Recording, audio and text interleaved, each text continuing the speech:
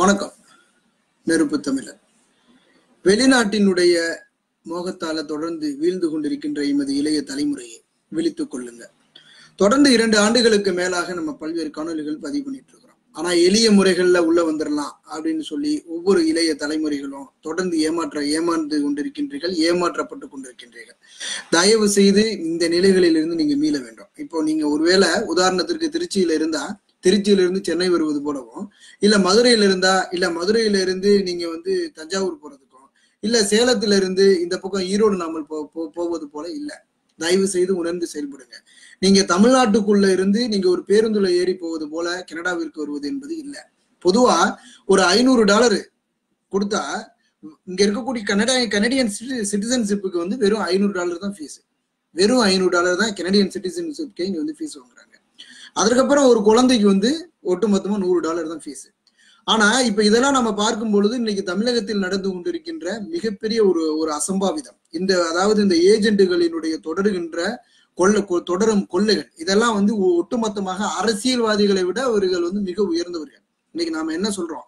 அரசியல்வாதிகளை மட்டும்தான் நம்ம குறி வச்சு பேசணும், அரசியல்வாதிகள் மட்டும்தான் ஏமாற்று வேலை செய்வார்கள் என்று கூறுகின்றோம். ஆனா அது மட்டுமல்ல, ஒட்டுமொத்தமாக தமிழகத்தில் இயங்கிக் கொண்டிருக்கின்ற ஒட்டுமொத்தமாக 99.99% ஏஜென்ட்ஸ் எல்லாருமே ஒட்டுமொத்தமான ஒரு வழிப்பறி கொள்ளை செய்யக்கூடியவர்கள் தான். ஒரு $100 $200 வாங்கினா கூட அது ஒரு கொள்ளையா நினைக்கிறோம். அது ஒரு இடங்கள்ல கொண்டு போய் ஒரு $100 கொடுக்கும் பொழுது கூட லஞ்சமாக அது மாற்றப்பட்டு அது கூட ஒரு அரசு துறையில் சார்ந்தவர்களை கைது செய்யறாங்க. பொதுவா இது போல ஒரு நிலைகள்லாம் எனக்கு இருக்கு. அதே போல இன்றைக்கு நீங்க நம்ம ஒரு 2 வீலர் ஓட்டிட்டு போறோம் அப்படின்னா, ஒரு டிரைவிங் லைசன்ஸ் இல்லைன்னா உடனடியாக காவல்துறையை நம்மளை கைது செய்யப்படுறோம். இந்த சூழல்லாம் இருக்கின்ற பொழுது இன்னைக்கு எத்தனை லட்சங்களோ கோடிகளையும் ஒவ்வொரு இளைய தலைமுறைகளும் இன்றைக்கு அம்மாவினுடைய தாலியை வைத்து, மனைவியினுடைய தாலியை வைத்து, வீடை வித்து, அடமானம் வைத்து இருக்கக்கூடிய இடங்களை எல்லாம் விற்று ஒட்டுமொத்தமா நம்ம கொண்டு ஏஜென்ட்ஸ்ட பணத்தை கட்டுறோம். ஆனா அதிலிருந்து இது வரைக்கும் மீளவே முடியல. தயவு செய்து கனடா என்று கூறி ஏமாற்று கொண்டிருப்பவர்கள் எவரையுமே நீங்க உலகத்துல நம்பாதீங்க. இதுதான் உண்மை. கனடாவிற்கு வருவது என்பது ஒரு சாதாரணமான ஒரு விடயம் அல்ல. இது இங்க வருவதற்கு ஒரு மிகப்பெரிய ஒரு இலக்கு இருக்கணும். அது என்ன இலக்கு அப்படின்னா, முதலில் நீங்கள் உங்களுக்கான ஒரு வாய்ப்புகள் வழங்கப்படுமா என்பது 100% அது உறுதியாக இருந்தால் மட்டும்தான் அந்த வாய்ப்பு. அதுவும் அந்த 1000% உங்களினுடைய விண்ணப்பங்கள் அதற்கப்புறம் உங்களுடைய விண்ணப்பங்களை நீங்க அப்ளை பண்ணி அதற்கப்புறம் அது ப்ராசஸ் ஆகி உங்களுக்கு அப்ரூவல் ஆனா மட்டும்தான் அதுவுமே சாத்தியம் இருக்கு. இல்லைன்னா இதுல எந்த விதமான மாற்று கருத்தும் அல்ல, சாத்தியமும் இல்லை என்பதை நீங்க உணரணும். தயவு செய்து எமது இளைய தலைமுறையை, இன்னைக்கு யூடியூப் சேனல்ல யாரை எடுத்தாலும் கனடாவில் 1 மில்லியன் ஜாப், இல்லைன்னா ஏதாவது பொம்பளை பிள்ளைங்களை விட்டு சம்பாதிக்கிறாங்க, இதையெல்லாம் தயவு செய்து யாருமே நம்பாதீங்க. இது எல்லாமே உலகில் இருக்கக்கூடிய ஏமாற்று வேலை என்பதை நீங்க எல்லாருமே உணருங்க. பொதுவா இப்ப இங்க வந்திருக்கக்கூடிய இளைய தலைமுறைகள் கூட, கடந்த வாரம் என்னுடைய நண்பர் கனடாவிற்காக வந்திருக்காரு.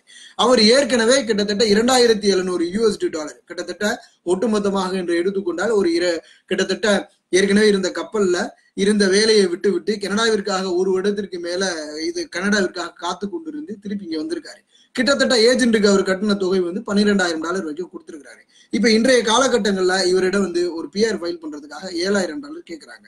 அப்போ ஒட்டுமொத்தமாக 12ல இருந்து $7,000 கேட்கும் பொழுது $19,000 கட்டக்கூடிய ஒரு சூழல் உருவாகுது. அப்ப அவர் நம்ம கிட்ட சொல்றாரு, கிட்டத்தட்ட நான் $1.25 லட்சம் $2 லட்சம் சம்பளம் வாங்கிக்கிட்டு இருந்தேன், எனக்கு இது தேவையா இங்க வந்திருக்கனே அப்படிங்கிற ஒரு விதமான அவருடைய ஒரு குமுறலும் நான் உணர்றேன். பொதுவா இப்ப இங்க பார்க்கின்ற பொழுது வெறும் $1,200 தான் ஒரு LMEக்காக. ஆனா அந்த வாய்ப்புகள் என்பது எல்லாருக்குமே வழங்கப்படுவதில்லை. அது நான் அவ்வளவு எளிமையானது என்று கூற முடியாது. ஆனா ஒரு நிறுவனம் என்பது ஒரு ஆளை தேர்வு செய்வதோ, ஒரு ஆளை ஊரில் இருந்து எடுப்பதோ என்பதோ அது ஒரு மிகப்பெரிய ஒரு விடயம் ஒன்றாகத்தான் நம்ம பார்க்கிறோம்.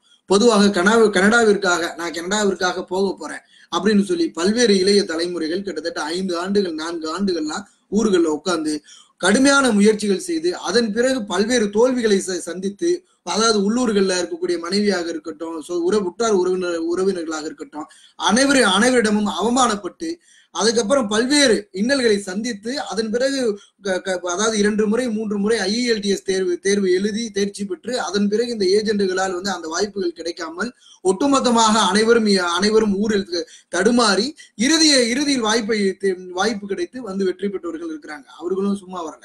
$18,000 $20,000 செலவு பண்ணிட்டு தான் இங்க வந்திருக்காங்க. ஒட்டுமொத்தமா இங்கு வாரத்திற்கு, அதாவது 2 வாரத்திற்கு ஒரு முறை சம்பளம் வழங்கப்படுது. அனைவருமே நாங்க கட்டிய பணத்தை எடுப்பது என்பது ஒரு காணல் நீர் போன்றதுதான். இதுதான் இங்க இருக்கக்கூடிய உண்மை. எதற்காக உண்மை என்றால், இங்கு வந்து 40 மணி நேரங்களுக்கு உள்ளதான், அதாவது சராசரியாக 35 மணி நேரங்கள் தான் வேலை கொடுக்கணும் அப்படிங்கிற ஒரு அரசினுடைய ஒரு ஒரு ஒரு கட்டாயம் இருக்கு. அந்த கட்டாயத்தை யாரும் இங்க மீற போறது இல்லை. அதனால நம்மளுடைய வாங்கக்கூடிய சம்பளங்களும் இங்க இருக்கக்கூடிய தேவைகளும், உங்களுடைய வீட்டு வாடகைகளாக இருக்கட்டும், மற்ற உங்களுடைய தேவைகளாக இருக்கட்டும், இவற்றையெல்லாம் நீங்கள் கணக்கிடும் பொழுது ஒட்டுமொத்தமாக நாம் என்ன இலக்கை அடைவோம் அப்படின்னா, ஒட்டுமொத்தமாக ஒரு கேள்விக்குறிகளாக தான் முடியும். பொதுவாக இங்கு பார்க்கின்ற பொழுது என்னை பொறுத்த வரைக்கும் இப்ப இருக்கக்கூடிய இளைய தலைமுறைகள் எவருடைய ஏஜென்ட் அப்படின்னு சொல்லி கொண்டிருக்கக்கூடிய அந்த புரோக்கர்களை நம்பி தயவு செய்து தமிழகத்துல மட்டும் ஏமாறாதீங்க. தமிழகத்துல யாருக்குமே அதிகாரம் இல்லை. தமிழகத்துல எந்த ஒரு ஏஜென்ட்டுக்கும் டைரக்டா நான் கனடாவுக்கு எடுத்து உங்களை அனுப்புறேன் அப்படிங்கிறதுக்கு தமிழகத்துல யாருக்குமே அதிகாரம் என்பது கிடையாது. இந்தியாவுல ஒட்டுமொத்தமா கிடையாது. வட இந்தியாவுல இருக்கக்கூடிய பகுதிகளில் ஒட்டுமொத்தமான வாய்ப்புகள் கிடையாது. ஒரு கனடாவுல ஒரு ஏஜெண்டா இருக்கணும் அப்படின்னா, இங்க இருக்கக்கூடிய சிஐசி, அதாவது அண்டர் இமிகிரேஷனுடைய அவங்க ஏற்கனவே ரெகக்னைஸ்டு லாயரா இருக்கணும், இல்ல அப்ரூவ்டு லாயர்ஸ் கன்சல்டண்டா இருக்கணும். இதெல்லாம் இருந்தா மட்டும்தான் உண்டு. இல்லைன்னா இன்னொன்னு ஐஆர்சிடிசி அப்படிங்கிற அதுல ஒரு மெம்பர்ஷிப் அது இருந்திருக்கணும். இவற்றையெல்லாம் பார்க்கின்ற பொழுது ஊர்ல யாருக்கும் எந்த விதமான தகுதிகளும் கிடையாது. அதாவது ஒரு சின்ன ஒரு ஆபீஸை வச்சுக்கிட்டு 4 பொம்பளை பிள்ளைங்க வச்சிருந்தா அந்த தகுதிகள் இருந்தா போதும் என்பதுதான் உண்மை. இந்த பொம்பளை பிள்ளைங்க எல்லாம் முன்னாடி உட்கார்ந்துகிட்டு உங்களை நம்ப வைக்கின்ற வகையில வாங்குகின்ற 10,000 15,000 சம்பளத்திற்கு அவர்களுக்கு விசுவாசமாக வேலை செய்துதான் உங்களுடைய ஒட்டுமொத்த வாழ்க்கையும் தொலைக்கிறாங்க. இது வரைக்கும் தமிழகத்தை பொறுத்த வரைக்கும் எந்த விதமான இதை பற்றிய யாரும் விழிப்புணர்வுகள் கொடுக்கல என்பதுதான் 1000% உண்மை. இதுல வந்து நம்ம அரசியல்வாதிகளை மட்டும் குறை கூறுகின்றோம். அரசியல்வாதிகள் மட்டும் கோடிக்கணக்கில் கொள்ளையடிக்கின்றார்கள் என்று கூறுகின்றோம். அதற்கப்புறம் அதாவது தமிழகத்தினுடைய அரசு துறையில் இருப்பவர்கள் வந்து லஞ்சம் வாங்குறாங்கன்னு நம்ம சொல்றோம். காவல்துறை லஞ்சம் வாங்குறாங்கன்னு நம்ம சொல்றோம். பொதுவாக இவற்றையெல்லாம் விட தனியார் நிறுவனங்கள் என்று அழைக்கப்படுகின்ற இவர்கள்லாம் இன்றைக்கு ஏஜென்டாக இருக்கக்கூடியவர்கள்லாம் மிகப்பெரிய ஒரு குண்டர்கள் தான். ஒட்டுமொத்தமாக நீங்கள் எவரிடம் பணத்தை கட்டினாலும், நீங்க எங்க ஐஜி கிட்ட போனாலும், நீங்க ஐபிஎஸ் கிட்ட போனீங்கனாலும் எந்த விதமான ஒரு வாய்ப்புகளும் நடக்காது. ஏன்னு கேட்டீங்கன்னா, ஒரு மாதத்திற்கு சராசரியாக கோடிக்கணக்கில் இவர்களுடைய வரவு செலவு கணக்குகள் என்பது கோடிக்கணக்கில் இருக்கு.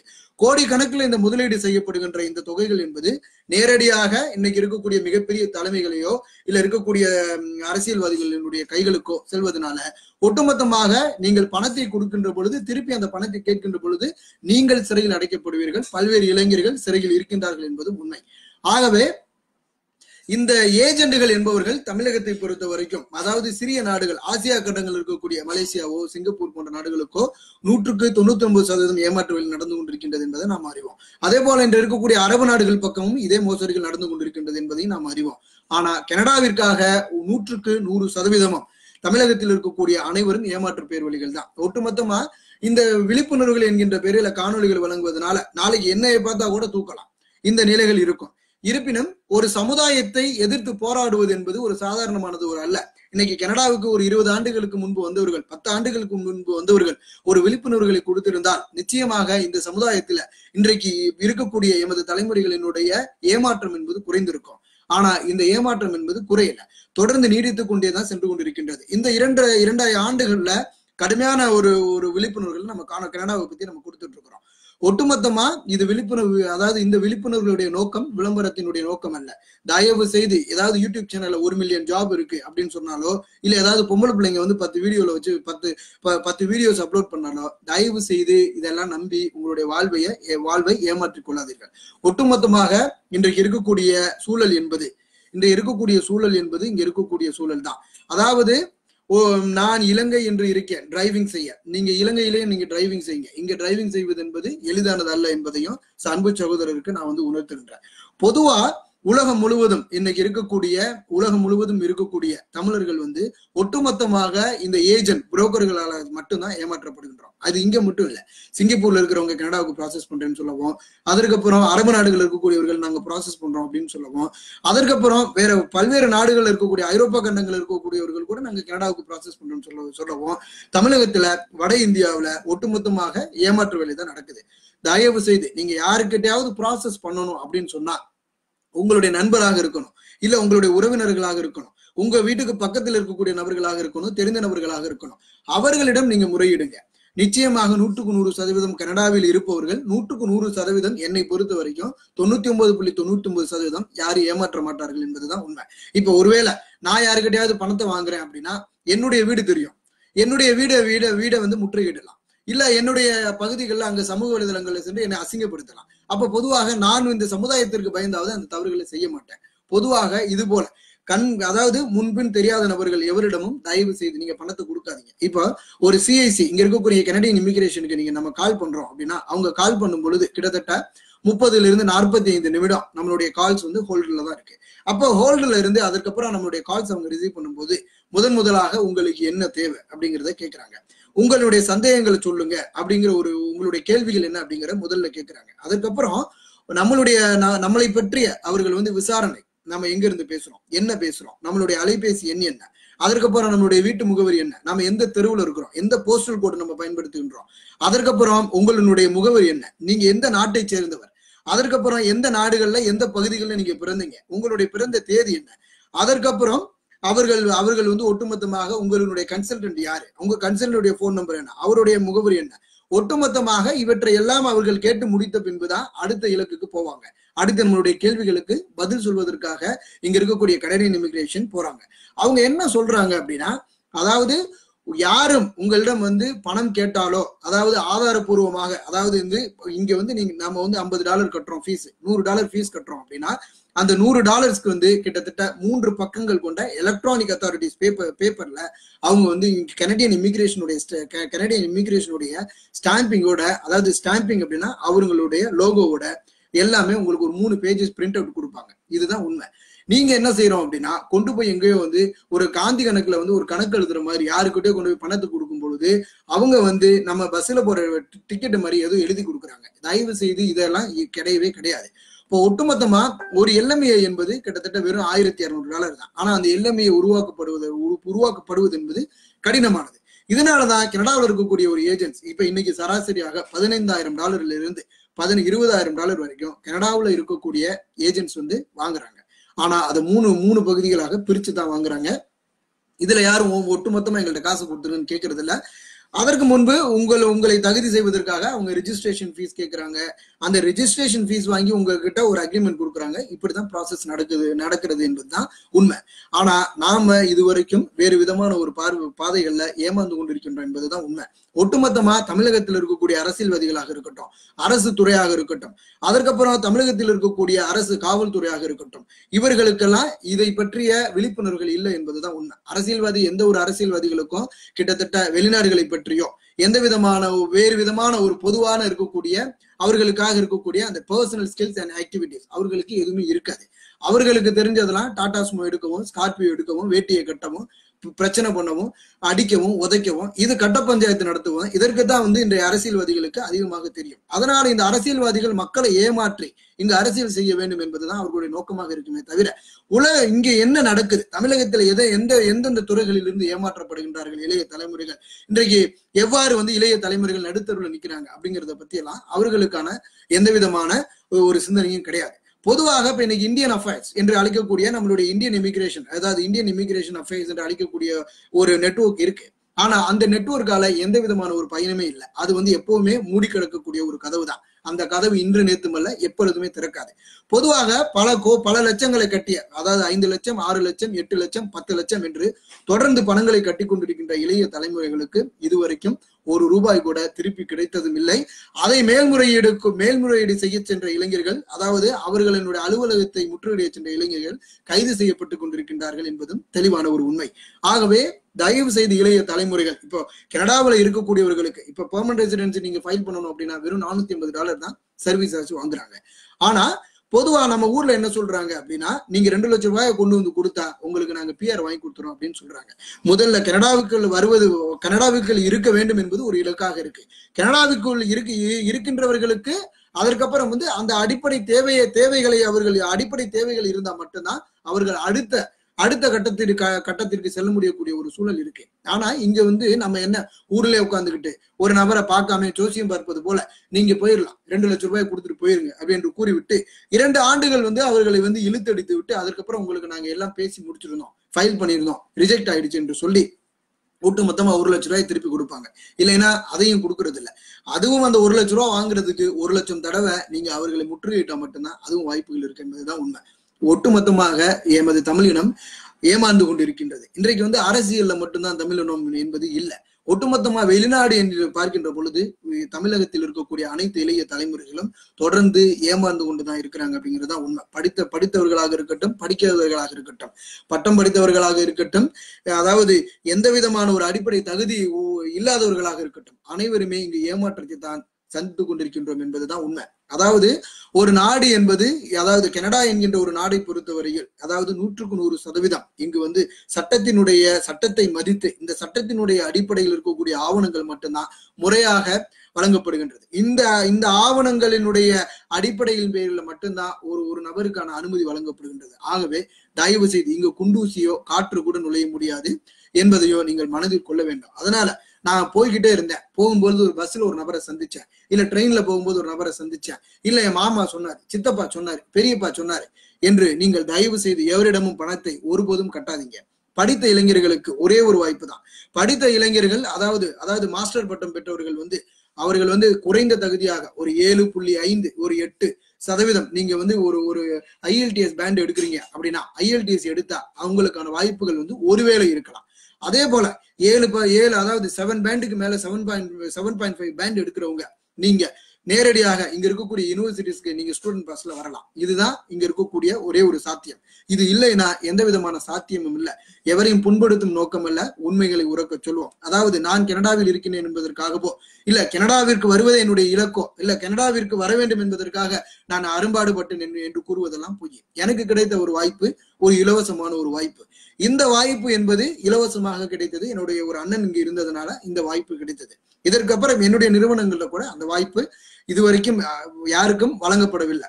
எனக்கு வழங்கப்பட்டது என்பது என்னுடைய நேரமாக இருக்கலாம், இல்ல என்னுடைய எண்ணமாக இருக்கலாம், இல்ல நான் செய்து கொண்டு வந்து கொண்டிருக்கின்ற என்னுடைய நல்ல சேவைகளுக்காக இந்த இறைவன் கொடுத்த ஒரு வரமாக கூட இருக்கலாம் என்றுதான் நான் இந்த இடத்துல சொல்லிக்கொள்ள விரும்புகின்றேன். ஆகவே தயவு செய்து இளைய தலைமுறைகள் விழித்துக் கொள்ள வேண்டும்.